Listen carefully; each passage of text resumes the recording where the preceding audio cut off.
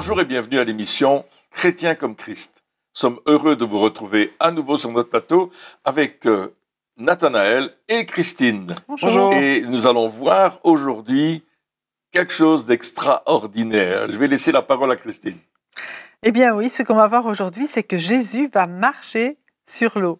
Et nous lisons dans Matthieu chapitre 14 à partir du verset 24. En fait, Jésus avait déjà envoyé ses disciples et il nous dit « La barque se trouvait déjà au milieu du lac, battue par les vagues, car le vent était contraire. À la fin de la nuit, Jésus alla vers eux en marchant sur le lac. Quand les disciples le virent marcher sur le lac, ils furent affolés et dirent « C'est un fantôme !» Et dans leur frayeur, ils poussèrent des cris. Jésus leur dit aussitôt « Rassurez-vous, c'est moi, n'ayez pas peur !» Pierre lui répondit « Seigneur, si c'est toi, ordonne-moi d'aller vers toi sur l'eau. » Jésus lui dit « Viens !» Pierre sortit de la barque et marcha sur l'eau pour aller vers Jésus. Mais voyant que le vent était fort, il eut peur. Et comme il commençait à s'enfoncer, il s'écria « Seigneur, sauve-moi !» Aussitôt Jésus tendit la main, l'empoigna et lui dit « Homme de peu de foi, pourquoi as-tu douté ?» Ils montèrent dans la barque et le vent tomba. Ceux qui étaient dans la barque vinrent se prosterner devant Jésus en disant « Tu es vraiment le Fils de Dieu. » Et ici, on voit vraiment Jésus qui va faire quelque chose d'extraordinaire, du jamais vu. Il vient vers les disciples en marchant sur l'eau. Alors les pauvres, ils ne savent pas quoi penser, ils disent « mais c'est pas possible ». Ils se frottent les yeux, ils disent « non, c'est un fantôme, c'est spécial ». Et Pierre dit « Seigneur, si c'est toi, ordonne-moi d'aller vers toi ». Et puis Jésus dit « viens ». Et Pierre, il se lance, il y va. Et tant qu'il regarde à Jésus, il marche sur l'eau, vous imaginez ? Il marche lui-même sur l'eau. Sauf qu'au moment où il se rend compte, il regarde autour de lui, il lâche Jésus du regard, il regarde les éléments autour de lui, le vent, il entend le vent, il voit les vagues et là, bloup, bloup, bloup, bloup, bloup. Mais Jésus est là pour le sortir de la mer et le faire remonter dans la barque. N'est-ce pas formidable ? Ouais, c'est extraordinaire comme histoire. On dirait que c'est sorti d'un film de science-fiction. Ouais. Matrix, ce genre de choses, il marche sur l'eau. Mais c'est vraiment...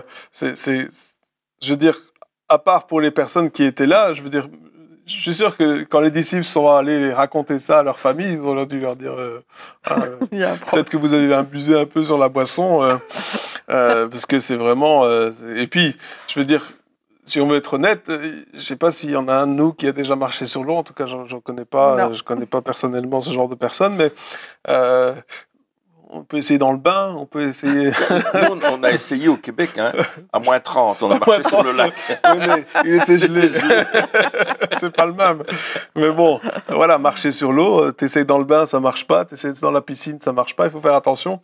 Mais moi... je peux pas m'empêcher de me dire, tiens, Jésus, il a quand même le sens de l'humour. Je suis sûr, il s'est dit, allez, qu'est-ce que je vais leur faire aujourd'hui ? Parce que là, ils avaient déjà du mal à croire, hein, lorsque c'était la tempête, hein, et puis que Jésus calmait les éléments, ils étaient déjà abasourdis par ça. Et puis Jésus, c'est comme s'il s'est dit, tiens, allez, on va faire encore un peu plus fort, on va aller marcher sur l'eau, et puis on verra leur réaction. Et puis effectivement, ils ont réagi comme tout le monde réagirait, je pense, normalement, sauf Pierre qui lui... Pierre. C'est quand même pas compréhensible. Tu crois que c'est un fantôme, le fantôme te dit viens, et toi tu vas. Enfin, c'est un petit peu. Mais il faut savoir qu'il y avait une superstition en Israël, c'est que il y avait cette superstition des fantômes.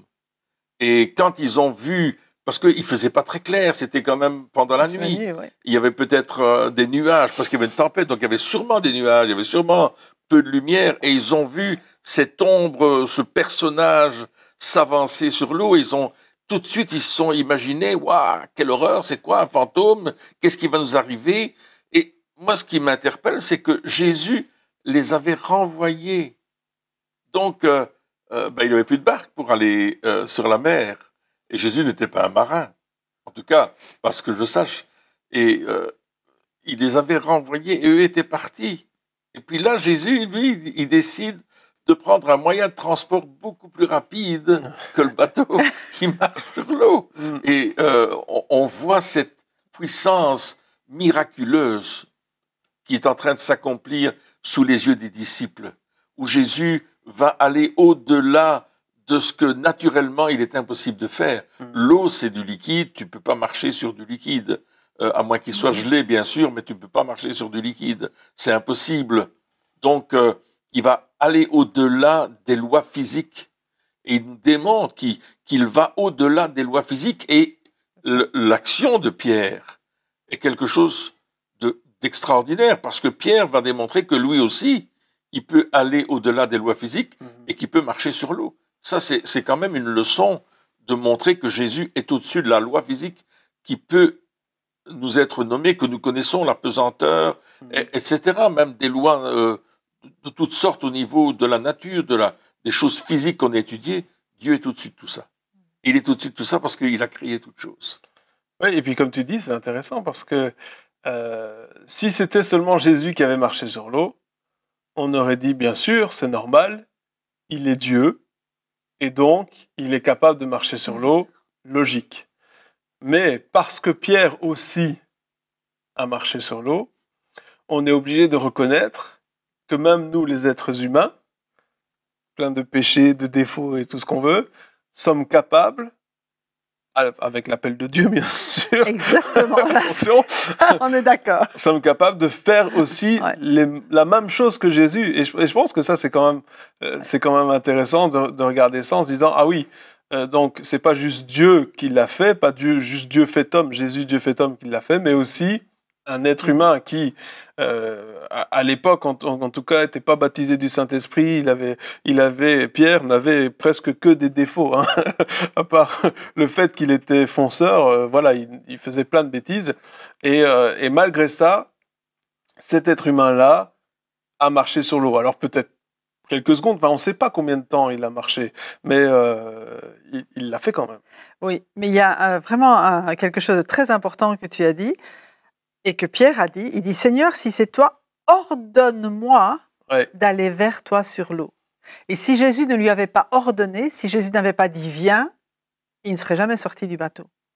Et je pense que pour nous, c'est pareil. On n'a pas à faire des choses extravagantes juste parce qu'on a envie de les faire ou pour démontrer quelque chose. Mais Dieu, quand il nous ordonne quelque chose, il nous donne les moyens de l'accomplir, même si pour nous, c'est au-delà de nos capacités. Et pour Pierre, c'était au-delà de ses capacités de marcher sur l'eau. Mais comme Jésus lui a ordonné et lui a dit « viens », il a dit « ok, alors j'y vais ».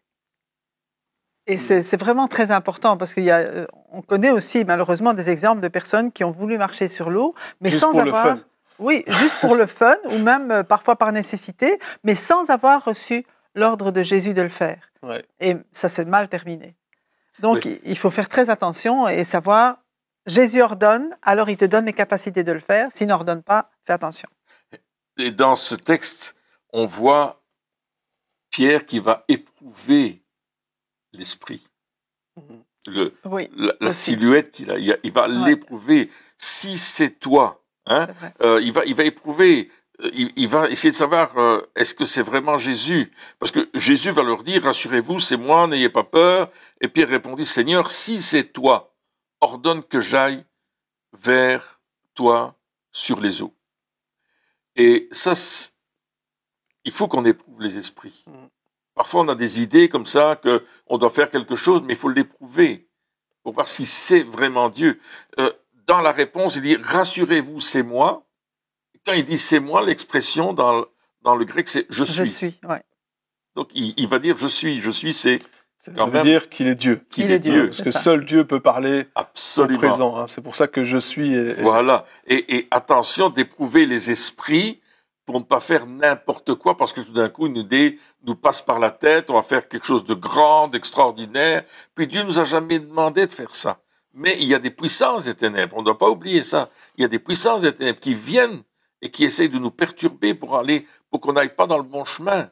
Et là aussi, il faut éprouver les esprits. Et Paul dira plus tard, et les apôtres diront plus tard, qu'il faut éprouver tout esprit. Et Jean en parlera lui-même dans ses lettres. Donc faisons attention de ne pas décider tout d'un coup de dire waouh, moi j'ai cette grande idée, je vais faire cette grande chose, et puis Dieu nous a jamais demandé ça. C'est une fausse information. Ouais. Nous devons rester en Jésus-Christ. Oui, et puis aussi, des fois, c'est des esprits, puis des fois, c'est nous.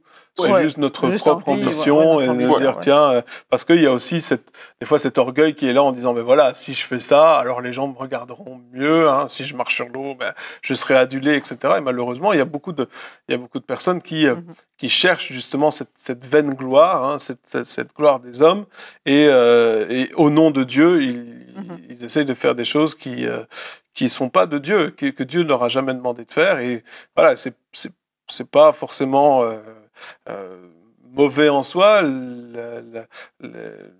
L'attitude n'est pas forcément mauvaise, mais si c'est pas de Dieu, alors à ce moment-là, il faut faire attention. Et puis, comme tu disais aussi, prendre dans son contexte. C'est parce que Jésus l'a appelé qu'il a marché sur l'eau. Oui, c'est comme un petit peu...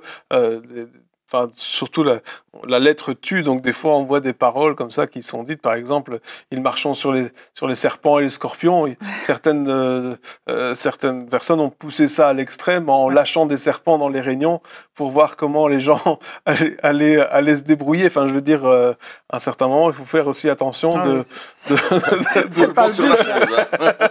Oui, mais t'imagines, tu vas dans une réunion et puis le pasteur dit, bon, allez, aujourd'hui on lâche 50 serpents vénineux, hein, on verra qui sont les vrais chrétiens. Enfin, je veux dire, c'est comme ça que ça se passe dans certaines églises. Oui, c'est ça. Donc église, secte. Ouais, Voilà, je pense que il faut prendre aussi dans son contexte et effectivement marcher sur l'eau. Et puis la petite histoire, on dit toujours, mais pourquoi est-ce que Jésus a marché sur l'eau?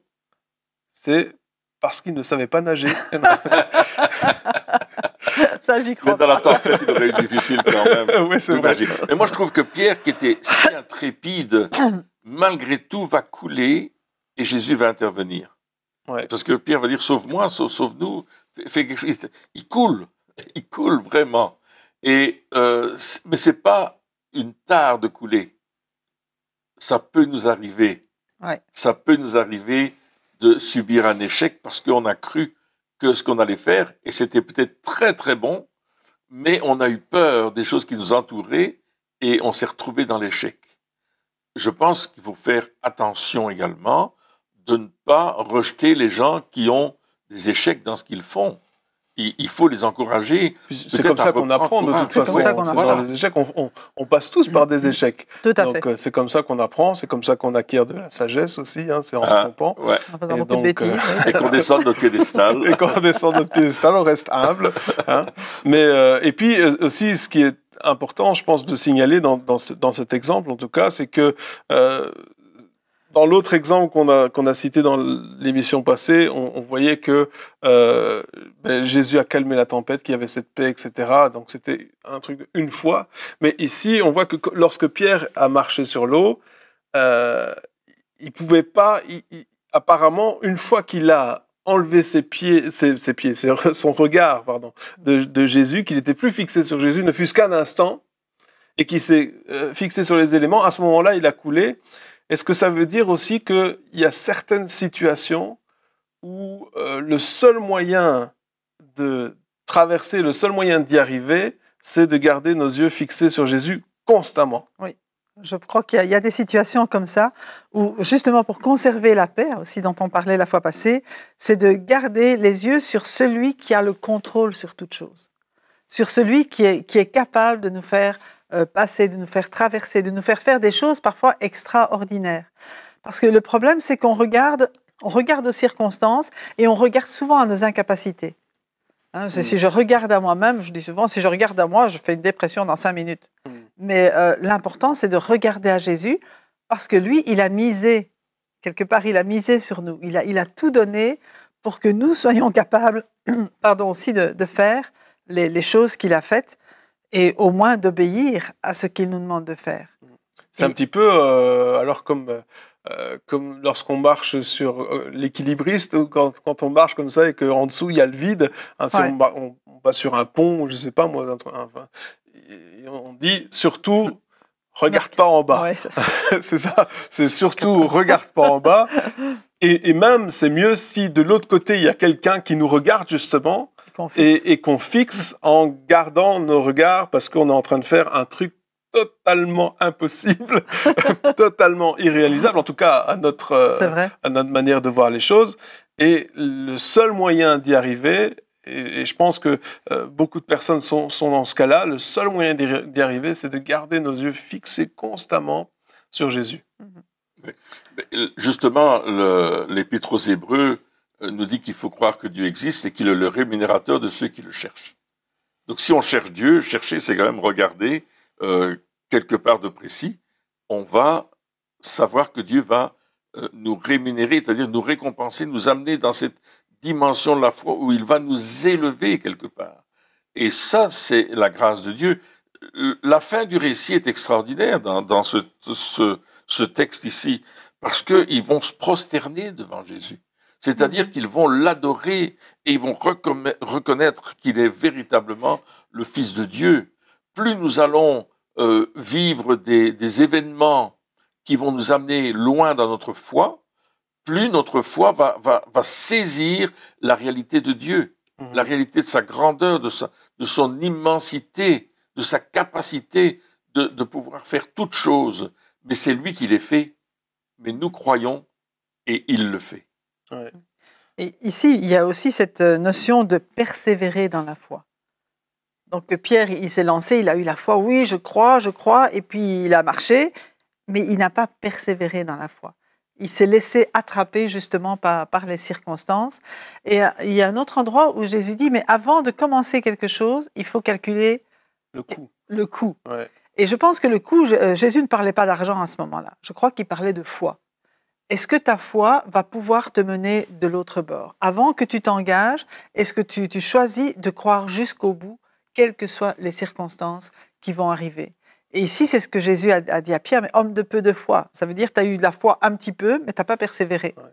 Mais quelque part, on ne sait pas le montant de foi qu'on va avoir besoin. C'est vrai, quelque part, tu te dis, ouais, ok, je vais suivre Dieu, parce que quand Pierre il a entendu ça, et puis je ne sais pas ce qui s'est passé dans sa tête à ce moment-là, c'était juste un éclair de folie. Enfin, je ne sais pas, ça devait être...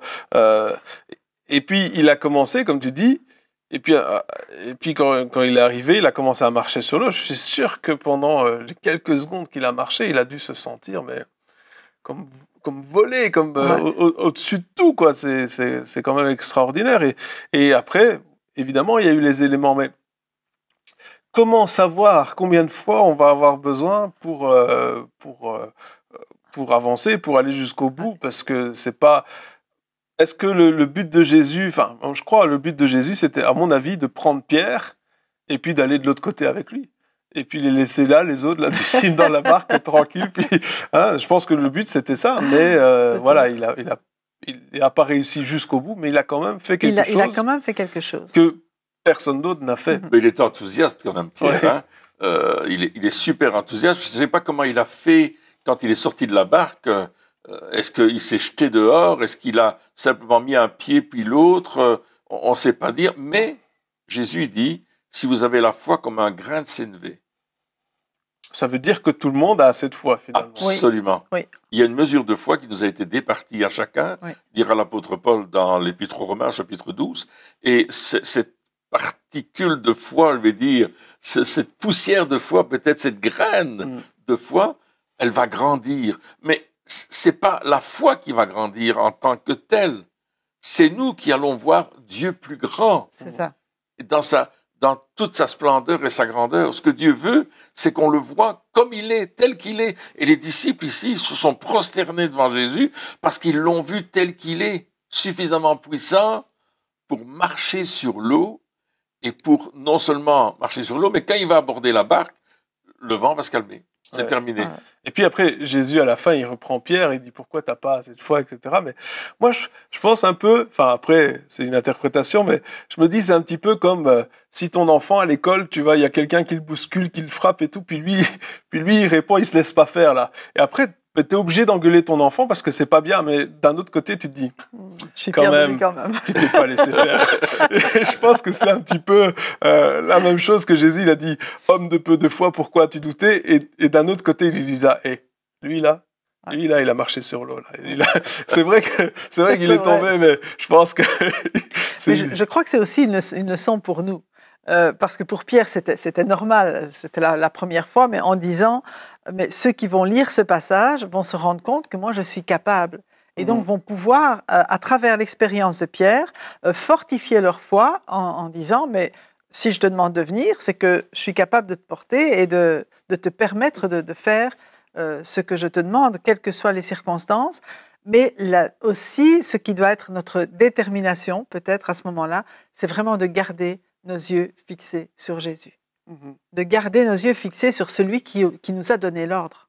En disant, OK, je t'obéis, je fais ce que tu m'as demandé, mais je m'attends à toi pour que cet ordre puisse être mené à bien aussi dans ma vie, à travers moi. Oui, puis la leçon, quelque part, parce que, je veux dire, il y avait aucun but logique à ce que Jésus appelle Pierre hors de l'eau. Je veux dire, il n'y avait pas un malade à guérir qui était dans l'eau, il n'y avait pas quelqu'un qui était en train de couler. Je veux dire, il n'y avait pas des fois, c'est comme si c'était il n'y avait pas vraiment de raison logique à dire, ben voilà, je vais sortir de l'eau, de la barque, pardon. Mais je pense que la leçon, c'était Jésus qui disait à Pierre, est-ce que tu me feras confiance jusque-là? Est-ce que tu feras vraiment tout ce que je te dis, même si ce que je te demande n'a aucun sens? Parce que, je veux dire, ça n'a aucun sens de sortir d'un bateau pendant une tempête pour aller nulle part. Ça n'a pas de sens. Mais je pense que des fois aussi, Dieu nous demande des choses qui, à nos yeux, n'ont pas de sens. Et juste, il veut, tester notre obéissance. Et puis des fois, ce qui n'a pas de sens pour nous, en a pour ceux qui nous regardent aussi. Ouais. Oui, alors on a vu la fin de l'histoire, mais le début de l'histoire est intéressant parce que les vents sont contraires. Donc ils vont dans une direction où Jésus leur dit, allez, vous allez là-bas, et les vents sont contraires. Et dans notre vie, il y a souvent des vents contraires. Et on lutte pour aller plus loin, et on sait que c'est difficile, mais on veut aller vers le but, et il y a un combat, quelque chose qui est vraiment fort et qui nous empêche d'aller plus loin. Et puis là, Jésus apparaît. Il apparaît dans le combat qu'on est en train de mener. Et Jésus va apparaître dans le combat qu'on mène. Il va venir à notre rencontre. Et remarquez qu'il ne regarde plus vers l'avant du bateau, il regarde vers l'arrière du bateau, vers ce personnage qu'ils voient s'avancer, qu'ils ont discerné dans la pénombre de la nuit. Puis ils ne regardent plus devant. Ils sont tous fixés vers l'arrière.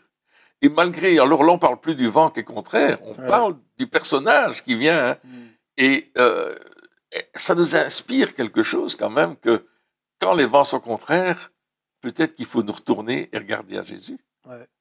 À celui qui nous a envoyés, quelque part. Oui. Absolument. À celui qui nous a envoyés, de là où il nous a envoyés, puis dire, OK, maintenant... viens. Viens dans la barque, viens nous aider. Et puis, on voit, et ça, je pense que, comme on le disait tout à l'heure, hein, il y a peut-être cette notion d'échec parce que Pierre a coulé, mais Jésus n'a pas dit, tant pis pour toi, t'avais qu'à avoir plus de foi, t'as qu'à couler maintenant. Hein, mais des fois, on se dit ça, on se dit, voilà, si on rate, eh bien, Dieu va nous laisser tomber, alors que pas du tout. Je pense que Jésus dit, tu feras mieux la prochaine fois. On va y arriver. Et c'est vrai qu'on a des échecs, on fait des bêtises, on se trompe, on fait des erreurs, mais on peut toujours appeler Jésus. Et il vient toujours, là, le passage, il dit aussitôt.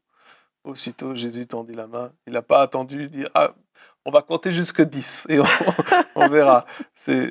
Je pense que ça aussi, c'est peut-être intéressant de savoir que on peut quelque part tenter sans crainte de faire confiance à Dieu parce que il est là. Il est là, même si on se plante. Et il a dit, je suis avec vous tous les jours jusqu'à la fin du monde. Donc, il n'a pas arrêté d'être là. Il est toujours là près de nous, comme tu dis, même si on se plante, pour nous ramener dans la barque, nous ramener à bon port. Et quelles que soient les circonstances, quelles que soient les épreuves, quel que soit aussi tout ce que l'ennemi peut faire contre nous, il n'y a rien qui surprend Dieu. Il n'y a rien qui le met mal. Vraiment, dans chaque situation, il a une solution. Il ne va pas nous envoyer quelque part en disant ben, tirez votre plan, on verra bien. Mais il est toujours là avec nous pour nous amener à bon port, quels que soient les obstacles que l'ennemi peut mettre sur notre route. Là où il nous veut, il va nous conduire. Ouais. Ouais, Dieu est toujours là avec nous. Et puis, il dit aussi, je pense dans Marc, mais il dit n'ayez pas peur. Hein. C'est ça. Encore une fois, on revient à cette peur qui essaye de toujours prendre le dessus et qui essaie de dire ben non, tu vas pas y arriver, t'es pas capable, etc. Et puis aussi s'imaginer tous les plus grands malheurs qui pourraient nous arriver. Mais là, à chaque fois, Jésus dit mais non, n'ayez pas peur, je suis là, tout va bien. Alors même si on s'est trompé, c'est pas grave. Et puis si on réfléchit un peu, on voit que les disciples, donc Pierre y compris, alors avec toutes les erreurs qu'ils ont faites, parce que si on regarde il y en a quelques-unes. Dans la Bible, Jésus, même à un certain moment, il a dit mais jusqu'à quand est-ce que je dois être avec vous? Purée, vous êtes lourd. Enfin, je suis sûr que c'est ça qu'il devrait dire dans le langage moderne. Il dit vous êtes vraiment lourd. Hein. Et malgré ça, malgré leurs fautes, malgré toutes les choses qu'ils ont ratées, ils ont changé le monde. C'est vrai. Et donc, je pense qu'on doit se dire, si Dieu il a utilisé les disciples, je pense qu'on est tous qualifiés pour servir et pour obéir justement à sa voix. Mais je pense que les deux éléments qui sont importants ici à retenir, c'est cette confiance en Dieu, à dire je vais garder mes yeux fixés sur Jésus, et puis cette obéissance. Oui, exactement ça. Et comme tu disais dans l'évangile de Marc, il dit « rassurez-vous ».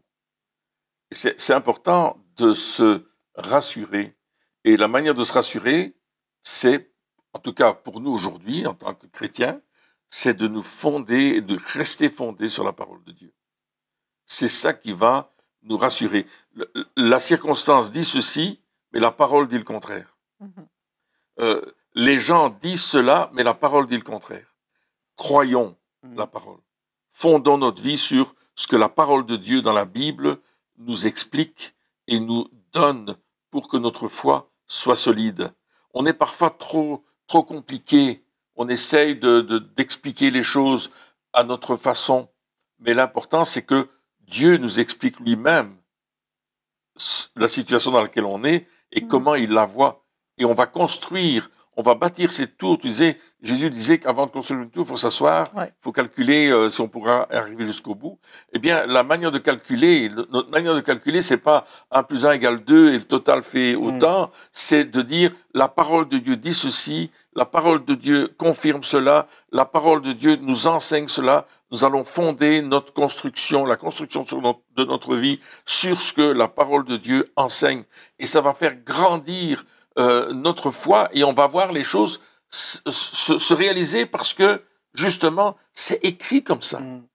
Et c'est là qu'on va être sur un chemin de confiance et on va marcher. Alors, est-ce qu'il y aura des épreuves? Il y en aura. Mais nous savons qu'il est écrit. Et on va rester dans la ligne de construction. On va rester sur le plan, le plan que Moïse a reçu, le plan du tabernacle. Il l'a construit comme il l'avait vu. Et c'est ça qui a fait que le tabernacle est devenu un élément si important de la vie d'Israël. Parce que Moïse l'a construit exactement comme il avait reçu du plan de Dieu.